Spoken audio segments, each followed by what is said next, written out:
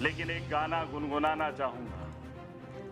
जो वादा किया वो निभाना पड़ेगा। हमारे नौजवान बेरोजगार हैं। हम तो चुनाव लड़कर असेंबली में एमएलए बन गए, लेकिन उनका सोचो जिन्होंने तालीम हासिल कर ली और आज घरों में बैठकर कोई रिश्ता देने के काबिल किसी को नहीं समझता। इस वक्त फाइनल दुबई में खेला जा रहा है।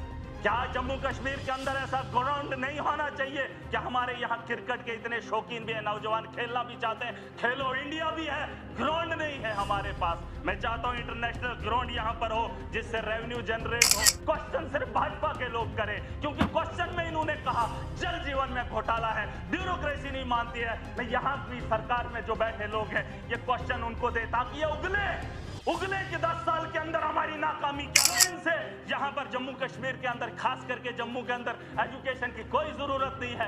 यहाँ पर माफिया नहीं है, यहाँ पर करप्शन नहीं है। ये भाजपा का कहना है। 7 साल से ये आराम की जिंदगी गुजारे के दौर में ये मुंह क्यों नहीं खोले? आज जब चुनाव जीत कर आए तो सरकार से क्या पूछ रहे हैं 4 महीने के अंदर? मंत्री जी हमें बता दो कि जल जीवन में काम क्यों नहीं हो रहा। आप खुद से क्यों नहीं पूछेंगे? जल जीवन के अंदर जब स्कैम था, एलजी तुम्हारा था, मोदी तुम्हारा था, तो कसीदे क्यों पड़े? और आज बोल रहे हैं कि शराब के ठेके ठीक है, आप स्कूल हमें नहीं चाहिए, हमें वो नहीं चाहिए, हमें फलाना। जम्मू के अंदर सब ठीक है। अगर बने तो जो विपक्ष में बैठे लोग चुनकर वादा करके आए, कम से कम उन लोगों को ख्याल करने दे। इनका तो मोदी जी दे। कल इन्होंने नशे पे बात करते हुए मुझे नशा नहीं समझा। सर सुन लीजिए, किसी भी हाउस में बैठे हुए शख्स ने ये नहीं पूछा क्या नशा ये लोग बेचते हैं। इनके पास कीमतों का पता है, इनके पास नशा बनाने की चीजें हैं। और महराज को जिस शख्स ने बोला तब किसी ने मुंह नहीं खोला। और इस हाउस के अंदर ये बेचने वाले इनको तकलीफ हो रही है। अपने परिवार के साथ, अपने माँ बाप के साथ अपने घर में बैठा होता। इस बात का ख्याल किया जाए। मैं चाहता हूं ज्यादा लंबी तकरीर न करूं, वक्त की कमी है। यहां पर एलजी का खुतबा हुआ, बहुत सारी बातें हुई, अपोजिशन ने रखी, यहां के लोगों ने रखी, सारे एमएलएज ने अपनी अपनी बात रखी। लेकिन एक गाना गुनगुनाना चाहूंगा। जो वादा किया वो निभाना पड़ेगा। हमने इसमें कैजुअल लेबरर्स, चाहे जितने भी मुलाजमीन तबका है, उनकी तनख्वाहों को बढ़ाने के साथ साथ अगर पक्का किया जा सकता है उसके बारे में सोचना बहुत ज़रूरी है। हमारे नौजवान बेरोजगार हैं।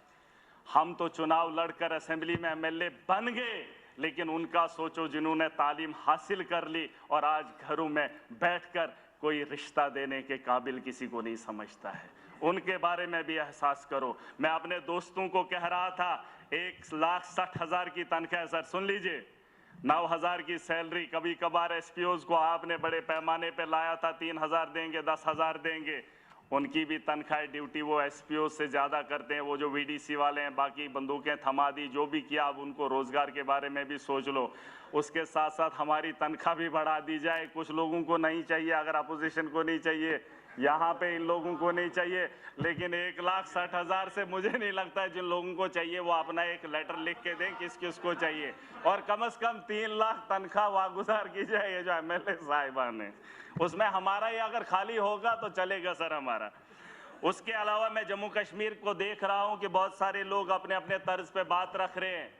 किसी ने 370 की बात की, किसी ने डेवलपमेंट की बात की, किसी ने मोदी को इतना सम्मान दिया, किसी ने अपने कसीदे पढ़े। लेकिन दौरे जदीद के अंदर जो हालात हैं, क्या उस पर किसी ने बहस की? क्या किसी ने उसके बारे में सोचा? मैं चाहता हूं, मैं देख रहा था दुबई के अंदर मंदिर बनाया गया। मैं भी हैरान था कि दुबई मुसलमानों का देश है, वहां पे मंदिर बनाया गया। ये बात समझने वाली। यहां का जो सर्कुलेशन ऑफ मनी है, 370 की वजह से नुकसान क्या हुआ है मुझे नहीं पता, लेकिन जो circulation of money Jammu Kashmir का है उसे लूटा गया है, खत्म कर दिया है। जो तनख्वाह लोगों की आती है वो भी बाहर चली जाती है। जो यहाँ पर काम होते हैं उसके ठेकेदार भी बाहर से आते हैं, वो सारा पैसा उठाकर यहाँ से बाहर ले रहे हैं। जम्मू कश्मीर के अंदर खस्ता हालत है। उसकी एक वजह बताना चाहूँगा। दुबई इस वक्त है, वहाँ पर मंदिर बनाया गया। बीजेपी ने दावा किया कि हमारे मोदी जी ने मंदिर बनाया। जानते हो, जब मुझे मौका मिला मैं समझने की कोशिश किया तो पता चलता है कि वहाँ तेल के कुएं हैं रेगिस्तान के अंदर। वहां पर सरखेज जमीन नहीं है, बंजर जमीन से तेल भी निकाला। और जब उन्हें पता चला कि आने वाले कल में तेल का जब खात्मा होगा तो टूरिज्म के जरिए उसको जो है तरक्की याफ्ता बनाएंगे, वो 20 साल 30 साल 100 साल की सोच रखते हैं, इसलिए उन्होंने मंदिर बनाया। यहां चैंपियंस ट्रॉफी का मैच दुबई में खेला जाएगा और भारत के लोग वहां पर जाएंगे, जब सैर और तफरी करेंगे, वहां के होटलों में रुकेंगे, रेवेन्यू जनरेट होगा। तो बताओ, अगर रेगिस्तान का जैसा शहर इस वक्त पिकनिक स्पॉट बना सकता है, लोगों को, ये जो टूरिस्ट को जो है लुभाने के लिए बड़ी बड़ी बिल्डिंगें बना सकता है बंजर जमीन में, हमारे जम्मू कश्मीर में क्या खूबसूरती की कमी है। टूरिज्म को बढ़ावा दिया जाना चाहिए ताकि हमारे जम्मू कश्मीर के अंदर रेवेन्यू जनरेट हो। मैं समझ सकता हूं, एलजी का शासन रहा, भाजपा का दौर रहा, बिजली से वसूली, टैक्स वसूली करके जम्मू कश्मीर को चलाना चाहते हैं। उस टैक्स को भी लूट कर जल जीवन के तहत हम तक पहुंचाया। उस टैक्स से लेकर यहां पर हमें ऐसे ऐसे मुलाजिमों को भेजा जो यहां से भी वसूली करने का काम करें। सुनिए स्पीकर साहब, मैं चाहता हूं कि टूरिज्म को बड़े पैमाने पे यहां पे बढ़ावा दिया जाना चाहिए। हमारी जरखेज जमीन है, खूबसूरत है, वहां तो बनाई जा रही है बंजर जमीन पे, और यहां पर हमारे पास खूबसूरती की कमी नहीं है।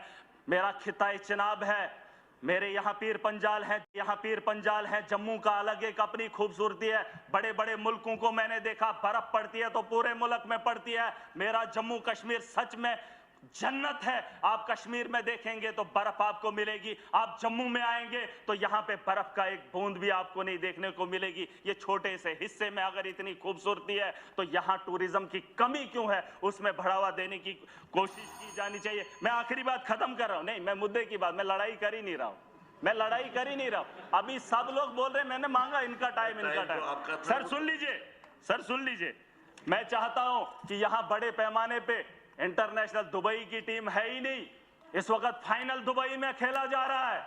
क्या जम्मू कश्मीर के अंदर ऐसा ग्राउंड नहीं होना चाहिए? क्या हमारे यहाँ क्रिकेट के इतने शौकीन भी हैं, नौजवान खेलना भी चाहते हैं, खेलो इंडिया भी है, ग्राउंड नहीं है हमारे पास। मैं चाहता हूं इंटरनेशनल ग्राउंड यहाँ पर हो जिससे रेवेन्यू जनरेट हो, बड़े पैमाने पे इसके बारे में सोचा जाना चाहिए। इनकी सरकार आई, चुहलाने से जम्मू कश्मीर को चलाना चाहती है, चुहलाने की रसीद काटकर जम्मू कश्मीर का रेवेन्यू जनरेट करना चाहते हैं। स्पीकर साहब मेरी बात को सुन लीजिए गौर से, रेवेन्यू जनरेट तभी होगा, यहाँ पर माफिया है। मेरे यहाँ म्युनिसिपैलिटी में टेंडर 1 करोड़ का लगता है, सुन लीजिए 1 करोड़ का।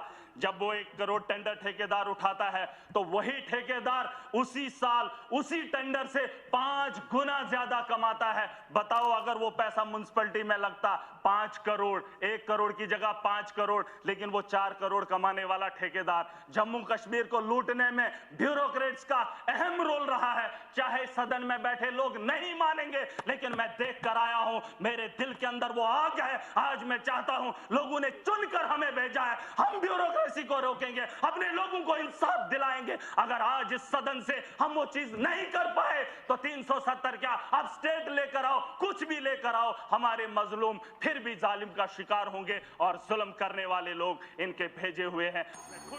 मैं खुश था। मैं चाहता हूं कि क्वेश्चन सिर्फ भाजपा के लोग करें, क्योंकि क्वेश्चन में इन्होंने कहा जल जीवन में घोटाला है, ब्यूरोक्रेसी नहीं मानती है। मैं यहां भी सरकार में जो बैठे लोग हैं ये क्वेश्चन उनको दे ताकि ये उगले कि 10 साल के अंदर हमारी नाकामी क्या रही। इन्होंने कहा कि यूएलबी के यहां पर पता नहीं क्या, ये जीए कौन सा है, ये 1 मिनट, जेडीबी कहते वहां पर ये कुछ कर रहे हैं, पूछो इनसे। यहां पर जम्मू कश्मीर के अंदर, खास करके जम्मू के अंदर एजुकेशन की कोई जरूरत नहीं है, यहां पर माफिया नहीं है, यहां पर करप्शन नहीं है, यह भाजपा का कहना है। 7 साल से ये आराम की जिंदगी गुजार रहे हैं। मैं पूछना चाहता हूं, अगर जम्मू के लोगों को यहां रोजगार मिल रहा है तो आज तक आपने क्यों नहीं बोला कि मिल रहा है? आज तक तो बोल रहे थे, आज रोजगार ढूंढ रहे हैं, आज कह रहे हैं जल जीवन गलत है, पाइपें टूटी हुई है। एलजी के दौर में ये मुंह क्यों नहीं खोले? आज जब चुनाव जीत कर आए तो सरकार से क्या पूछ रहे हैं 4 महीने के अंदर, मंत्री जी हमें बता दो कि जल जीवन में काम क्यों नहीं हो रहा। आप खुद से क्यों नहीं पूछेंगे? जल जीवन के अंदर जब स्कैम था, एलजी तुम्हारा था, मोदी तुम्हारा था, तो कसीदे क्यों पड़े जा रहे हैं? और आज बोल रहे हैं कि शराब के ठेके ठीक हैं। आप स्कूल हमें नहीं चाहिए, हमें वो नहीं चाहिए, हमें फलाना। जम्मू के अंदर सब ठीक है, अगर बने तो जो विपक्ष में बैठे लोग चुनकर वादा करके आए, कम से कम उन लोगों को ख्याल करने दें। इनका तो मोदी जी देख लेगा जनाब, इनका मोदी जी देख लेगा। बाकी जो लोग आए हैं वो अपने मुस्तकबिल खुद तय करेंगे। खुदा हाफिज। और मैं चाहूंगा, आज माह रमजान का महीना है, अभी बात खत्म नहीं हुई है, आगे आने वाले दिनों में बात करूंगा। मैं चाहूंगा सर, और कल इन्होंने नशे पे बात करते हुए मुझे नशा नहीं समझा। सर सुन लीजिए, किसी भी हाउस में बैठे हुए शख्स ने ये नहीं पूछा क्या नशा ये लोग बेचते हैं, इनके पास कीमतों का पता है, इनके पास नशा बनाने की चीजें हैं। और महराज को जिस शख्स ने बोला तब किसी ने मुंह नहीं खोला। और इस हाउस के अंदर ये बेचने वाले इनको तकलीफ हो रही है। आज क्वेश्चन देख रहा था, सर सुन लीजिए, खट के बारे में पूछा जा रहा है, बीजेपी के लोग पूछ रहे खट के बारे में। खट से फायदा किसको? खट